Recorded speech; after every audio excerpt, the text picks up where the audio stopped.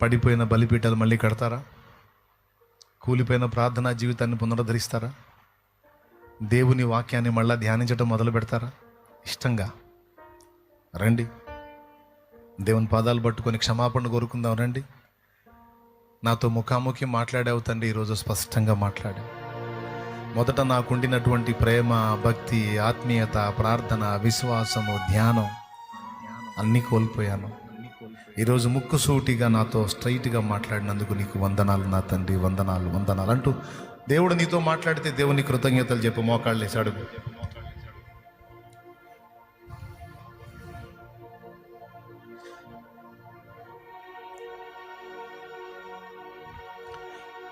దేవుడు నీతో మాట్లాడితే దేవుని పాదాలు పట్టుకొని కృతజ్ఞతలు చెప్పు, క్షమాపణ కోరుకో.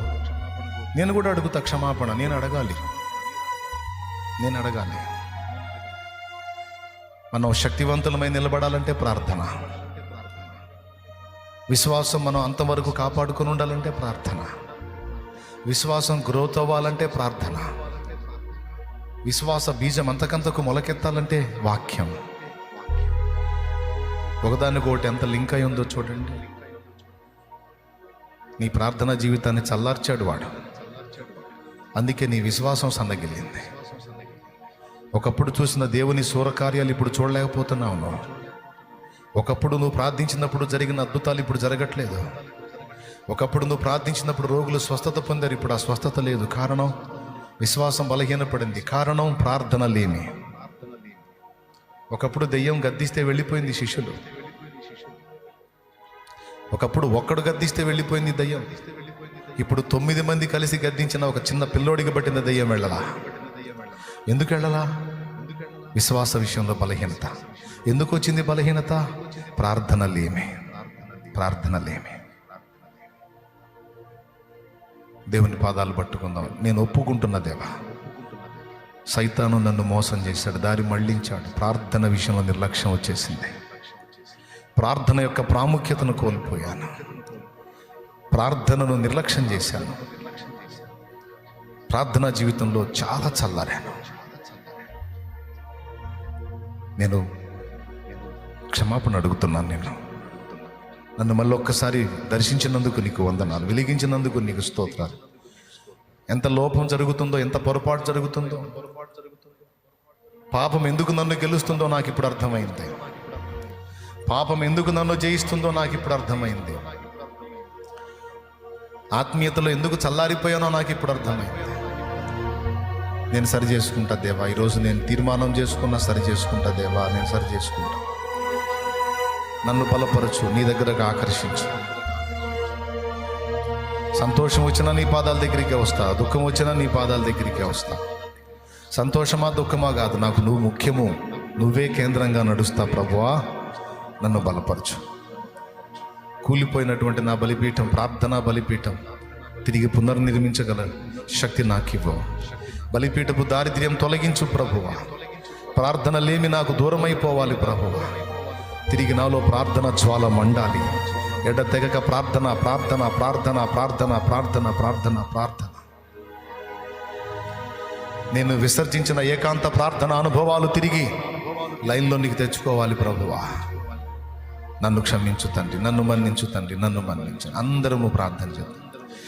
ప్రేమగల పరిశుద్ధ తండ్రి నీకు వందనాలు. ఇక్కడ ఉన్నవారు, లైవ్ ద్వారా ఈ మాటలు విన్నవారు ఎంతమంది ప్రార్థన విషయంలో సరిచేయబడ్డారో, హెచ్చరించబడ్డారో, పురికొల్పబడ్డారో, ప్రోత్సహించబడ్డారో, వాటి విలువలను గుర్తించారో నాయన. ఒక పక్క చూస్తుంటే ప్రకృతి వైపరీత్యాలతో, సమాజము ఘోరమైన పాపాలతో, వెచ్చలవిడి విశృంఖలత్వంతో, పరిశుద్ధుల హింసలతో ఒక పక్కన ఘోరమైన స్థితిలో కనపడుతుంది.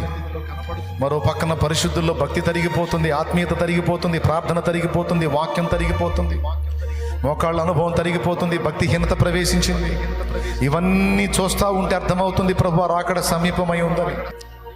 అయ్యా, నాలో విశ్వాసము చల్లారిపోకుండానట్లు నా ప్రార్థనా జ్యోతిని వెలిగించు అని నీ బిడ్డలు అడుగుచుండగా, మేము అడుగుచుండగా తిరిగి మాలో ఆ ప్రార్థన ఆశను పుట్టించు ప్రభువా. మా ప్రార్థనా జీవితము, వాక్య ధ్యానపు జీవితం సమస్యలను ఆనందాన్ని ఆధారం చేసుకోకుండా నిన్ను ఆధారం చేసుకొని ఉండటానికి సహాయం వచ్చే విన్న మాటలు దుష్టుడు ఎత్తుకొని పోకుండా మా బిడ్డల హృదయాలలో ముద్ర ముద్ర ముద్ర వేయండి. మా హృదయంలో కూడా, నా హృదయంలో కూడా ముద్ర వేయండి. లైవ్లో వీక్షించే వారి హృదయంలో కూడా ముద్ర ముద్ర ముద్ర వేయి. బిడ్డలందరి గుండెల్లో ముద్ర వేయి ప్రభా. ఈ మాటలు 4 రోజుల్లో మళ్ళా మర్చిపోయి, మళ్ళా ప్రార్థన జీవితంలో రొటీన్ అయిపోయి నిర్లక్ష్యం చేసే దరిద్ర కొట్టు స్థితికి మళ్ళీ ఒకసారి దిగజారకూడదు.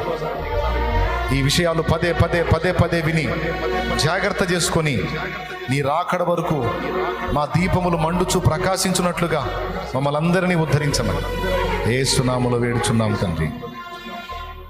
మన తండ్రి అయిన దేవుని ప్రేమ, అయిన ప్రియ కుమారుడు, మనందరి ప్రాణ ప్రియుడైన యేసయ్య శాశ్వత నిత్య కృప, పరిశుద్ధాత్మతోడి మనోహర దివ్య సహవాసం, సమాధానం సమకూడిన మనకు సకల పరిశుద్ధులకు సార్వత్రిక సంఘమంతటికి సదాతోడే మనందరం నిత్యత్వంలో చేరు పర్యంతం మనల్ని నడిపించును గాక. మన చేత నుంచబడిన నూనె అయిన శక్తితో నింపి రోగుల గది వ్రాసి ప్రార్థించడం ద్వారా స్వస్థత చేకూర్చును గాక. ఎంతమంది ఎన్ని రకాల శ్రమల్లో, శోధనలో, బాధల్లో, వేదనలో, ఇరుకుల్లో, ఇబ్బందుల్లో, అప్పుల్లో, ఆవేదనలో ఉన్నారో ఆ పరిస్థితులన్నింటిలో నుంచి బిడ్డలు యేసు నామములో విడుదల పొందుదురు గాక. ఎవరికి అది అవసరమో వారికి ఉంచగలవు, ఎవరికి అవసరం లేదో వారికి తీసివేయగలవు. సమస్తము నీ చిత్తమునకు నీ చేతికి అప్పగించుకుంటూ బిడ్డలందరినీ మీ దయకి అప్పగించుకుంటూ ఈ మాటలు మళ్ళా మళ్ళా మా చెవుల్లో మారుమ్రోగేటట్టు చేయము. యేసు నామములో వేడుచున్నాము తండ్రి, ఆమేన్.